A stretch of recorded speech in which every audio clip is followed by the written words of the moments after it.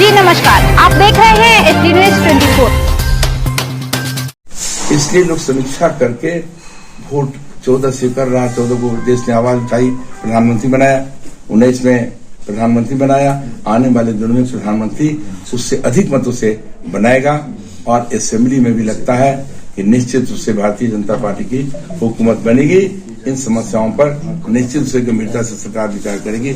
उसके पहले संघर्ष के माध्यम से हम चाहेंगे कि सरकार इसको गंभीरता से ले, अन्यथा तो हम करा लेंगे।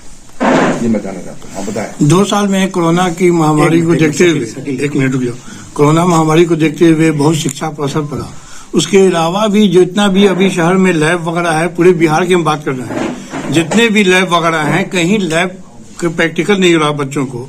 अब बच्चों से पैसा लिया जा रहा है, लैब कोई टेक्नीशियन नहीं नजर आ रहा है, कोई उस लायक प्रोफेसर नहीं है और बच्चों पर असर इसका खराब पड़ रहा है। पेपर में पैसा लेके और नंबर दिया जा रहा है, इसके बारे में आप क्या सोचते हैं? मैं आप इसके बारे में पहले कह चुका हूँ, मैं लड़ाई लड़ चुका हूँ। सरकार के स्तर पर मैंने बड़ी गंभीरता दिया था। शिक्षा मंत्री को मैंने दबाव बनाया था, अलॉटमेंट भी करवाया था लेबोरेटरी के लिए, क्योंकि मैं केमिस्ट्री का छात्र हूँ। मैं 12 बजे रात तक लेबोरेटरी में काम करता था। मैं जानता हूँ कि वो साइंस के बच्चे को कितनी कठिनाई हो रही है। प्रैक्टिकल क्लासेस खुलता नहीं है, ताले में लगे हुए हैं, जंग खुलता ही नहीं।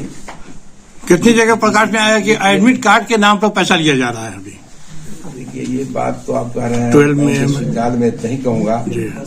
विश्वविद्यालयों को खरीदी यूनिवर्सिटी के साथ साथ सारे विश्वविद्यालय की तस्वीर बड़ी गंदी है। उसकी चर्चा हम आप क्या करेंगे, सब जान रहा है। अब आपके सामने हम नहीं रखना चाहते हैं, लेकिन ये कहना चाहते हैं कि निश्चित रूप से बहुत अव्यवस्थित हो चुका पूरा विश्वविद्यालय। अब राजेंद्र कॉलेज मैं आया था, पिछली बार आप सबसे मिले भी थे। राजेंद्र कॉलेज में बरसात के समय घुस नहीं सकता था। मैं उस समय हमारे नगर विकास मंत्री थे, हमारे दल के डिप्टी सीएम थे, उसमें वो लाए भी थे। उस समय हमने 24 घंटे के सब तस्वीर बदल दिया था। और आज भी बताया, राजेंद्र कॉलेज में ऊपर छत गिर गया, उसके नीचे यदि उसमें रहते लोग, मैंने जहां शिक्षक बैठते हैं, कर्मी बैठते हैं, कई लोग की हादसा हो जाती। उस केस को मैंने हाई कोर्ट किया। हाई कोर्ट इनको दम छोड़ाए हुए है और पैसे के लिए उन्होंने हाई कोर्ट ने बड़ा क्लियरली चर्चा भी किया है। उसमें वो निश्चित रूप से वहां पर राजेंद्र कॉलेज तो प्रीमियम कॉलेज, उसकी तस्वीर देख के भी लगता है। वहां के शिक्षकों से भी बात किया तो कहा कि हमारा तो भी 7-8 महीने से वेतन नहीं मिलता है अतिथि शिक्षक। इसलिए मैंने चर्चा समस्याओं किया।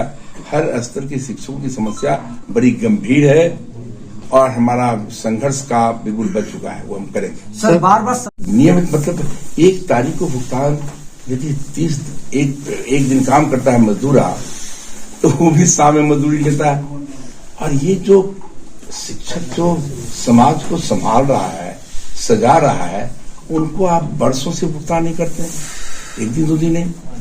इसलिए नियमित वेतन का भुगतान करने की सरकार की बाध्यता होगी, करना चाहिए, नहीं तो ये भी लड़ाई हमारी शुरू होगी।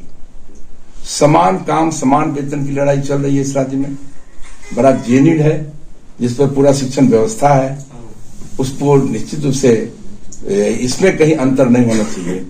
इसलिए हमारा ये भी सरकार तक आपके माध्यम से अपनी भावना पहुंचाना चाहते हैं, क्योंकि महत्वपूर्ण भावना है, लोगों की भावना है और ये लगातार संघर्ष हो भी रहा है। आगे भी बढ़ेंगे तो आप देखेंगे कि स्कूल का प्रमोशन हो गया, इंटर तक चल गया, प्राइमरी, मिडिल, हाई, इंटर। एक भी शिक्षक भारी नहीं कर रहे हैं। ये इससे ज्यादा जुल्म क्या हो सकता है बच्चों के साथ? +2 में पढ़ाने के लिए प्राथमिक स्कूल के शिक्षक को आप कह रहे हैं। ये अव्यवस्था को आप व्यवस्थित करिए माननीय मुख्यमंत्री जी, अन्यथा ये बहुत भयानक आंदोलन छेड़ने वाला है। मैं इस आंदोलन का नेतृत्व करूंगा हर स्तर पर। सर आपने कहा कि आप 2 मिनट बात कर लें और आप आइए। माध्यमिक शिक्षक या हर सबका ही कॉमन है, पेंशन वाली स्कीम तो सबका कॉमन है और एरियर वाला सब में है। बढ़ोतरी का हुआ मिल नहीं रहा है, ये कॉमन है। अब वित्त रहित का मामला देखिए, वो लड़ाई हमारी थी। हमने लड़ाई लड़ करके अपने साथियों को ऑर्गेनाइज करके अपने हाउस में, और वित्त रहित समाप्त हुआ। मुख्यमंत्री को बड़ी तारीफ हुई पूरा देश में, हम सब ने पूरा थपथपा के बेंच स्वागत किया। कि आज 6 बरस 7 बरस तक वेतन नहीं मिल रहा है। क्या आप कर रहे हैं? हम आप मीडिया के माध्यम से आपके कान तक पहुंचना चाहते हैं। इस संवेदनशील योजना के एक बार रिव्यू तो करिए। समाधान करने के लिए राज्य में अब निकले हैं, एक इसका समाधान करिए ना। हर परिवार में शिक्षक है, इसका समाधान करिए। और अब उच्च विद्यालय, हाई स्कूल से लेकर हमारा कॉलेज, अब अतिथि शिक्षक पर पूरी पढ़ाई हमारे विश्वविद्यालय की चल रही है। आप पैसा जो देते हैं मैं उसमें नहीं करता, जो आपने तय किया है, लेकिन उनकी नियुक्ति होती है विधिवत, जैसे यूजीसी के पूरे उनका जो प्रोटोकॉल है उस हिसाब से इनकी नियुक्ति होती है। मालूम हुआ हमको कि जेपी यूनिवर्सिटी में करीब 200 शिक्षक हैं और उनका वेतन मिला है पिछला 2022 के मई तक। क्या हो रहा है ये? इनके वेतन को नियमित करिए, ये तो कानूनी व्यवस्था है। ये सारी समस्याओं शिक्षकों का मैं जब घूमता हूं तो सामने आता है, इसलिए मैं आप सबके सामने रखना चाहता था। और हमारे मतदाता तो हर स्तर के हैं, गांव के हैं, किसान हैं, मजदूर हैं, बेरोजगार हैं। बेरोजगारी भत्ता की बात हमने कभी की थी और सरकार को लागू करवाया था, लेकिन बीच में लालू प्रसाद कई ऐसी योजनाओं को लागू कराने में भूमिका हमारी रही है।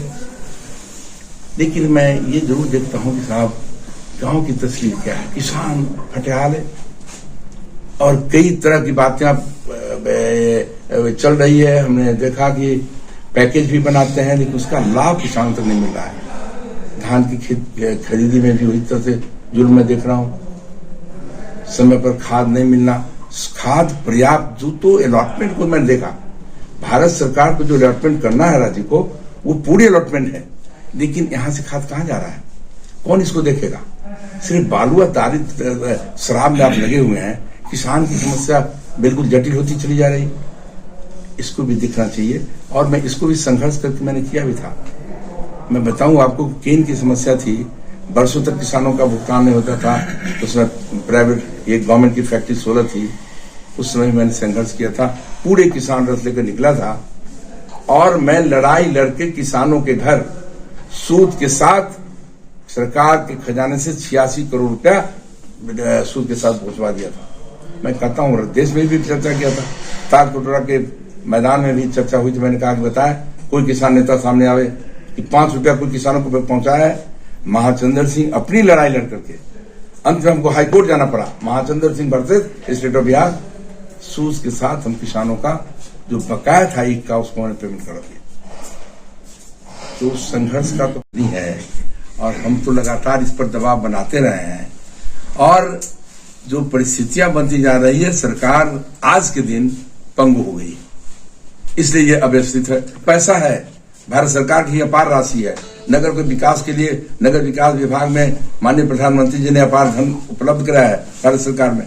यहाँ मैंने कहा भी था जिला प्रशासन को कि आप जरा सा प्रोजेक्ट भेजिए, हम वहां से पैसा लाएंगे।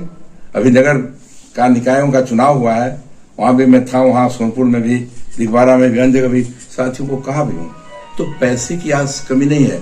माननीय प्रधानमंत्री नरेंद्र मोदी के नेतृत्व में जो हुकूमत चल रही है, उसमें कोई धनराशि की कमी नहीं है, हर स्तर पर सिस्टम में उपलब्ध है।